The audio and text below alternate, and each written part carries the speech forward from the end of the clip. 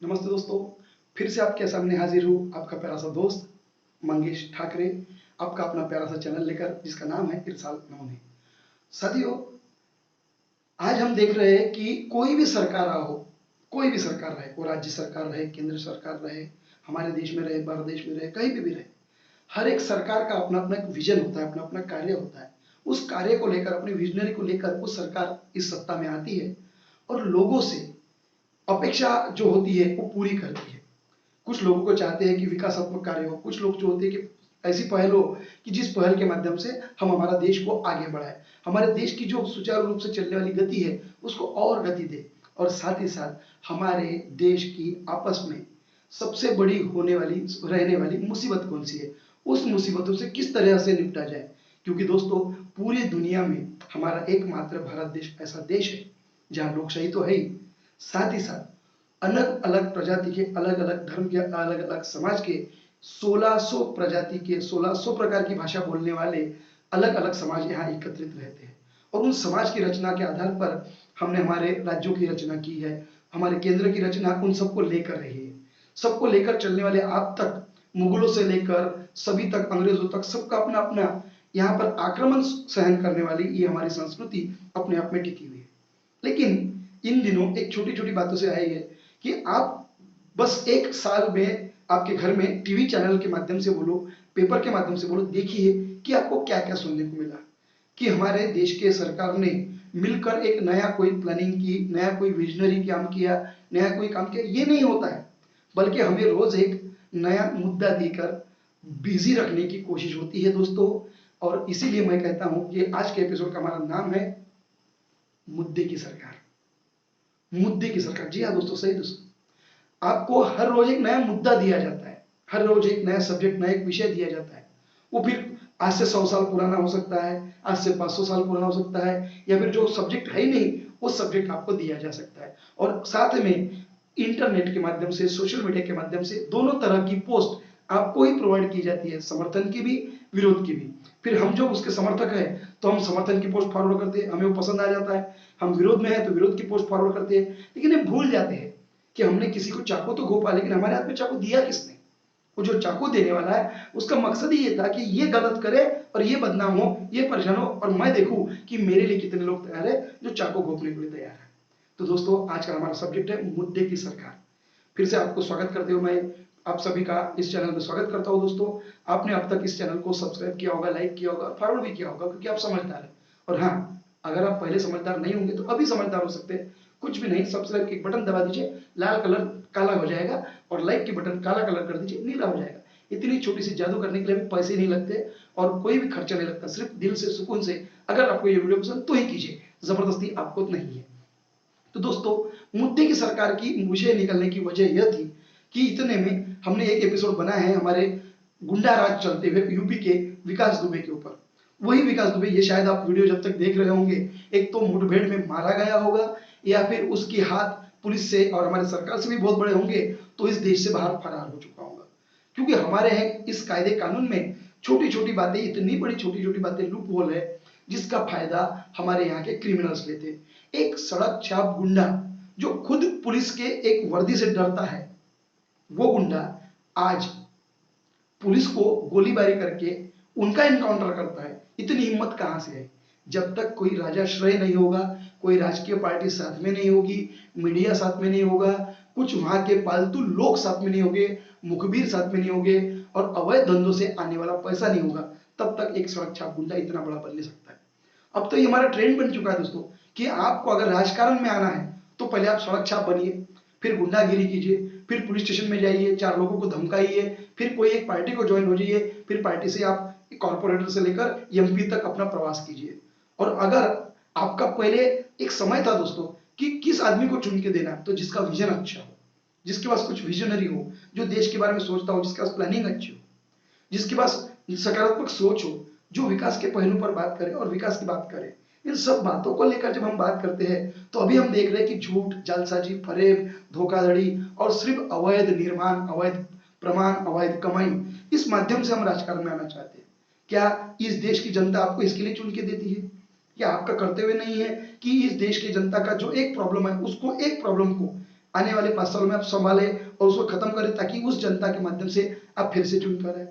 हर एक शख्स अपने अपने परेशानी में देखता हूँ। इसके लिए मैं पूरे राजकीय क्षेत्र के राजकीय पक्षों के एमपी, आमदार, खासदार, उनके प्रतिनिधि, कार्यकर्ता, इनको ही दोषी नहीं मानूंगा, हमारे लोग भी इसमें दोषी है, क्योंकि हम ऐसे लोगों को सपोर्ट करते हैं। हम सही लोगों को चुनाव में मतदान नहीं करते हैं। सही लोग जो है, जो मतदान करने आए हैं, वो मतदान करने पहुंचते ही नहीं, जो पढ़ा लिखा विषय है। अभी हमारे पास नोटा का एक ऑप्शन आया हुआ है, लेकिन नोटा का जो ऑप्शन है उसका सही इस्तेमाल करने को होना, क्योंकि नोटा का ऑप्शन ये है कि अगर गलती से आप जितने प्रतिशत मतदान हुआ उसमें से 30 या 35% मतदान नोटा के फेवर में होता है, तो जिन लोगों ने अभी तक चुनाव में उस समय खड़े थे, उनको आने वाले 6 साल तक चुनाव लड़ने के लिए अनुमति नहीं दी जाती। इसीलिए नोटा का ऑप्शन था। लेकिन हमारे यहाँ हर चीज को अपने फायदे से, अपने मतलब से गिना जाता है और उसको अपने हिसाब से किया भी जाता है, और यही प्रॉब्लम है जिसकी वजह से हम काम नहीं कर सक रहे। दोस्तों हम चाहते हैं कि आप छोटी छोटी बातों से लोगों तक पहुंचे, बात करें। तो मैंने जैसे कहा था कि हमारी सरकार मुद्दे की सरकार है। अभी जब चाइना का विषय चालू है, तभी विकास दुबे का एनकाउंटर का विषय आ जाता है, तभी विकास दुबे फायरिंग करता है, भाग जाता है। इलेक्शन के पहले ही हमारे जवान मारे जाते हैं। बहुत सारी छोटी छोटी बातें कि इसका अगर ताल्लुक देखेंगे तो हमें रोज एक नया मुद्दा दिखती है। अगर आप सिर्फ अपने घर का अखबार एक महीने का निकाले, तो हर रोज आपको एक नया सब्जेक्ट दिया जिसपे आपको उलझा के रखा है। अब उस उलझन में आप समर्थन करते हैं, विरोध करते हैं, या फिर सरकार को साथ देते हैं, या फिर सरकार को दोष देते हैं। लेकिन सरकार, हमारी सरकार अपने अपने हिसाब से कार्य करती है, क्योंकि उन्हें बहुमत मिला है और वो अपने हिसाब से कार्य करेंगे। फिर भी मैं चाहूंगा और मैं कहूंगा भी कि सरकार की बहुत अच्छी निर्णय क्षमता है, सरकार बहुत अच्छा कार्य कर रही है, लेकिन जिस कार्य को सबसे पहले अंजाम देना चाहिए वो है हमारा बेरोजगारी, हमारा रोजगार, शिक्षा, हमारी आरोग्य व्यवस्था। इन सब बातों को भूला के हम उन बातों में जुलझे जिनसे मजहबी काम हो रहे हैं, जिनसे छोटी छोटी बातों से हम ये कोशिश कर रहे हैं कि लोग और हमारा वोट बैंक तैयार है, हमारा देश आगे बढ़े, इससे हमें कोई लेना देना नहीं, हमारी वोट बैंक बढ़ती रहे। तो दोस्तों अगर इसी प्रकार की राजनीति करनी है तो फिर आप में और उन गुंडों में फर्क क्या है? और गुंडों को अगर आप पालन को पोषण करता रहते हैं, उनको राजाश्रय देते हैं, और एक समय के बाद वो जब आपसे टिकट मांगता है, आप उनको टिकट नहीं देते, तो वही शख्स आपकी कनपट्टी में जब बंदूक लगाते हैं तो आप फिर कागज काले करके उनका एनकाउंटर का ऑर्डर निकालते हैं। दोस्तों आज विकास दुबे की इस बात ने हमें ये बात सिखाई कि हमारे आने वाली नस्ल, हमारे आने वाली पीढ़ी, उनका एक महज ये बात रहेगी कि उन्हें पुलिस बनना है तो वो सोचेंगे नहीं, पुलिस को तो मारा जाता है, बल्कि गुंडा बहुत अच्छा, मैं गुंडा बनूंगा। क्या सीख दे रहे हैं हम हमारे आने वाली पीढ़ी को? क्या बता रहे हैं हमारी पीढ़ी को? क्या करना चाहते हैं? और दोस्तों अगर आपको ये वीडियो अच्छा लगता है, आपको मेरी बातें अच्छी लगती है, तो कमेंट बॉक्स में आप अपने विचार रखें। कुछ नए विषय पे आपको अगर वीडियो लगता है उसके भी बारे में बोलिए। अभी हाल ही में आपने देखा होगा तो कितने सारे वीडियो, कितनी सारी बातें आपको वही बात बता रहे हैं, लेकिन हम लोग अपने अपनी परेशानी में उलझे हो।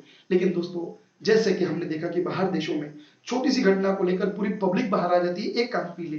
जैसे कि हमने अमेरिका में देखा कि वर्णवाद, एक शख्स को जो सिर्फ दारू लेकर आ रहा था, उसे एक पुलिस वाले ने बेरहमी से मारा, और इसीलिए उस व्यक्ति के लिए पूरा देश रोड पर आ गया।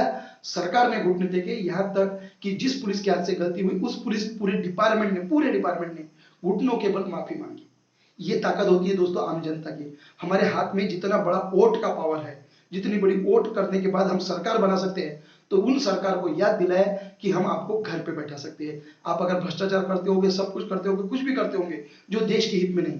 और दोस्तों मैं आपसे सभी से गुजारिश करूंगा कि हम हमारे देश में रहते हैं, हमारे देश की बातों को एक अच्छा सा पद देकर हमारे देश के सभी लोगों को, क्योंकि हमारी छोटी छोटी बातों से, हमारी छोटी छोटी गलतियों से हमारे सैनिकों का मनोबल खच्चीकरण होता है, वो मनोबल टूटता है। हम नहीं चाहते कि आने वाली नस्ल के पीढ़ी के हमारे बच्चे पुलिस में, मिलिट्री में जाते वक्त घबराए कि यहाँ पे तो कुछ फायदा नहीं है। ऐसा ना हो, उनके इस क्षेत्र में तो भी राजकारण न लाए।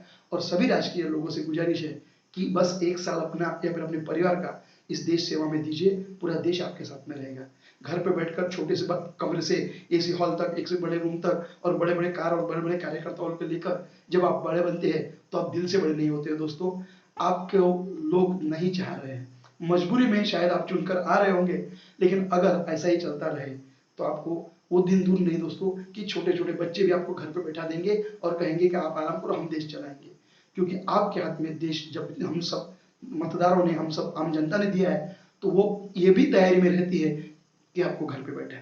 कुछ पक्षों के भ्रष्टाचार की वजह से आज वो घर पे बैठे, लेकिन आप भी अगर वही गलती करोगे तो आपसे और उनसे हमने उम्मीद क्या करें? फिर वही कहना पड़ेगा कि गंगाधर ही शक्तिमान है। आपसे गुजारिश है दोस्तों कि विकास दुबे जैसे सड़क चाप गुंडों का साथ ना दे।